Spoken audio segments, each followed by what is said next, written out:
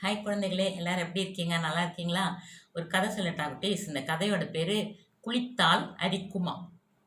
குளிச்சா அரிக்குமா? ஆச்சரியமா இருக்குல்ல? கதைக்குள்ளார போலாம். அழகாபுரின்னு ஒரு அழகான கிராமம். அந்த கிராமத்துல ஒரு ஆறு ஒன்று ஓடிக்கிட்டு இருந்தது. சுத்தமான காற்று, சுத்தமான தண்ணி. அங்க உள்ள பள்ளிக்கூடத்து பிள்ளைங்களுக்கெல்லாம் தினமும் சாயங்காலம் ஆனா அந்த ஆத்துல போய் குளிச்சு ஆட்டம் போட்டுட்டு வருவாங்க, குளிச்சுட்டு வருவாங்க. ரொம்ப சந்தோஷமா இருந்தாங்க. ஒரு நாள் ராமுன்னு ஒரு பையன், அவன் தூங்கிட்டு இருக்கான். காலையில அவங்க அப்பா எழுப்புறாரு. ராமு, எழுந்துரு, ஸ்கூலுக்கு போகணும், லேட்டாகுது, எழுந்திரி அப்படிங்கிறாரு. உடனே அவன் எழுந்து, அப்பா அப்பா, நான் ஒரு கனவு கண்டேன் அப்படி சொல்றான். கனவா? என்ன கனவு? நீ டாக்டர் ஆகி எங்களெல்லாம் கார்ல உட்கார வச்சு கூப்பிட்டு போற மாதிரி கனவு கண்டியா அப்படி சொல்ற. போங்கப்பா, உங்களுக்கு எப்போ பார்த்தாலும் நான் டாக்டர் ஆகணும்னே. நான் கலெக்டர் ஆக போறேன். கலெக்டர் ஆகி இந்த கிராமத்துக்கே வந்து எல்லாருக்கும் மக்களுக்கு நிறைய நல்லது செய்ய போறேன் அப்படி சொல்றான்.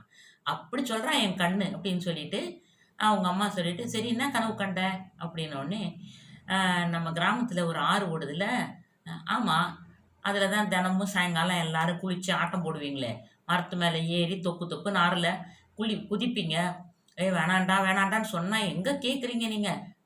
பா, அது இருக்கட்டும்ப்பா, நான் கனவு சொல்றேன். சொல்லு சொல்லு சொல்லுன்னு அந்த ஆத்துல இருக்கிற மீனெல்லாம் பறந்து வானத்துக்கு போற மாதிரியும், மரத்து மேல இருக்க பறவை எல்லாம் ஆத்துல மிதக்கிற மாதிரியும், மரமெல்லாம் கருகி போயிட்டா மாதிரியும் கனவு கண்டேன்ப்பா அப்படி சொல்றான்.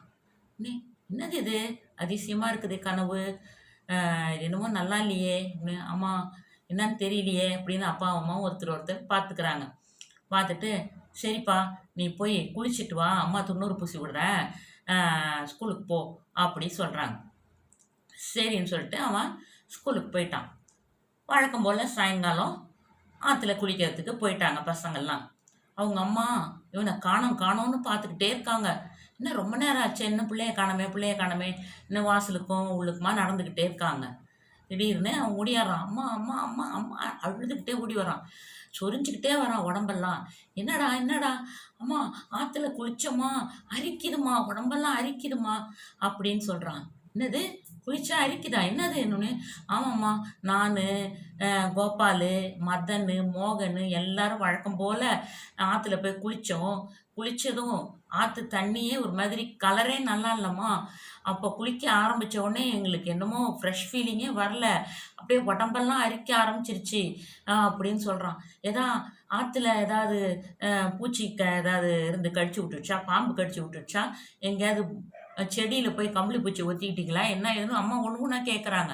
வர்ற வழியில பூச்சி கடி எதுவும் இல்லம்மா, ஆத்துல குளிச்சதுக்கு அப்புறம் தாம்மா இப்படி அரிக்குது அப்படின்னு சொல்லி அழுவுறான். அவன் உடம்பெல்லாம் தேய்ச்சுக்கிறான். உடனே வந்து அவங்க அப்பா வந்து, ஓ, இது வந்து இந்த ஆத்துல ஏதோ கலப்படம் நடந்திருக்குது, என்னமோ நடந்திருக்கு. இங்க வந்து உரத் தொழிற்சாலை தொடங்குறேன்னு ஒருத்தர் சொன்னாருல்ல, அப்ப எல்லாரும் வந்து உங்க கிராமத்துக்கு எல்லாருக்கும் உரம் வந்து மானிய விலையில குடுக்குறேன், நெறைய பேருக்கு வேலை வாய்ப்பு குடுக்குறேன் அப்படின்னு சொல்லி எல்லார்கிட்டயும் கையெழுத்து வாங்குனாரு. எல்லாம் கையெழுத்து போட்டு குடுத்தோம்ல, அதுலயும் ஏதோ நடந்துருச்சு போல. என்னன்னு தெரியல. நான் போய் ஊர் தலைவர பார்த்துட்டு வரேன். நீ பையன மறுபடியும் குளிப்பாட்டி உடம்பெல்லாம் தேங்காய் எண்ணெய் தேய்ச்சு விடு. அப்பயும் அரிப்பு அடங்கலன்னா இல்ல டாக்டர்ட்ட போலாம் அப்படின்னு சொல்லிட்டு அவங்க அப்பா போயிட்டாரு. மறுநாள் காலையில அ அந்த மாசு கட்டுப்பாட்டு அதிகாரி அவருடைய அலுவலகத்துல அந்த உரத் தொழிற்சாலையோட முதலாளி உட்காந்துருக்காரு. மே கமின் சார்ன்னு கேட்குறாரு. வாங்க உட்காருங்க அப்படின்னு சொல்லிட்டு, இந்த பாருங்க, உங்க மேல ஒரு கம்ப்ளைண்ட் வந்திருக்கு. அழகாபுரி கிராமத்துல அந்த ஊர் தலைவர், அந்த டாக்டர் எல்லாம் ஒரு கம்ப்ளைண்ட் கொடுத்துருக்காங்க. உடனே ஒரு, என்ன சார் கம்ப்ளைண்ட்டு அப்படிங்கிறாரு. நீங்க உங்க உரத் தொழிற்சாலை அங்க தானே பக்கத்துல தானே வச்சிருக்கீங்க? ஆமா சார், அந்த மக்களுக்காட்ட எல்லார்கிட்டயும் நான் கையெழுத்து வாங்கிட்டு தான் சார் அந்த உரத் தொழிற்சாலை தொடங்குனேன். ஆனா, அந்த உரத் தொழிற்சாலையினுடைய புகைப்போக்கிய நீங்க உயரமா வைக்கல. அதனால காற்று மாசாயிடுச்சு. அடுத்தது, அந்த கழிவு நீரை நீங்க நேரா ஆத்துல கலந்துட்டீங்க. சுத்திகரிக்காம ஆத்துல கலந்துட்டீங்க. அதுல குளிச்ச பிள்ளைங்களுக்கெல்லாம் உடம்பெல்லாம் அரிப்பு வந்து, எல்லாம் ஆஸ்பத்திரியில போயி அதுக்காக மருந்து, சிகிச்சை எல்லாம் எடுத்துட்டு வந்திருக்காங்க. அந்த டாக்டர் தான் கம்ப்ளைண்ட் குடுத்துருக்காரு. இது குளிச்ச தண்ணீல தான் பிரச்சனைன்னு அந்த டாக்டர் கம்ப்ளைண்ட் குடுத்துருக்காரு. அந்த ஊர் தலைவரும் கம்ப்ளைண்ட் குடுத்துருக்காரு. அந்த தண்ணீனோட சாம்பிளும் எடுத்து அனுப்பிச்சிருக்கிறாங்க பாருங்க. இது மட்டும் உங்களால தான் அப்படிங்கிறது வந்து முழுசா தெரிஞ்சதுன்னா, போராட்டமே வெடிச்சிரும். அப்படின்னு சொல்லி சொல்றாங்க. அவரு அப்படியே வேர்த்து போச்சு அவருக்கு. அப்படியே ஒத்திக்கிறாரு. சார் கோடிக்கணக்குல பணம் போட்டு இந்த தொழிற்சாலை தொடங்கியிருக்கேன். கோடிக்கணக்குல பணம் போட்டீங்க சரி. ஆனா இந்த சுகாதாரமா நீங்க வந்து அந்த கழிவு நீரை சுத்திகரிச்சு நீங்க வந்து அ க ஆத்துல கலக்க விடல. புகைப்போக்கி உயரமா வைக்கல. அதுல காசு மிச்சம் பண்றேன்னு சொல்லிட்டு, இப்ப மக்களோட சுகாதாரத்துக்கு கேடு வந்துருச்சு பாருங்க, அப்படின்னு சொல்றாரு. சொன்ன உடனே இவரு, "ஆமா சார், தப்பு தான் சார். என் தவற நான் உணர்ந்துட்டேன். நான் வந்து உடனடியா அந்த புகைப்போக்கிய உயரமா வைக்கிறேன்.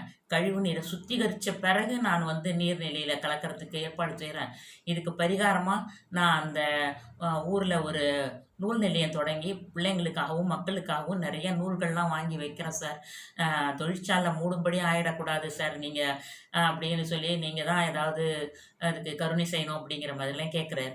கேட்ட உடனே, "நீங்க இந்த தொழிற்சாலைக்கு 1 வாரம் லீவ் விட்டுட்டாவது, இப்ப இது எல்லாத்தையும் செஞ்சுட்டு அப்புறம் வாங்க. அதுக்கப்புறமா பார்க்கலாம்.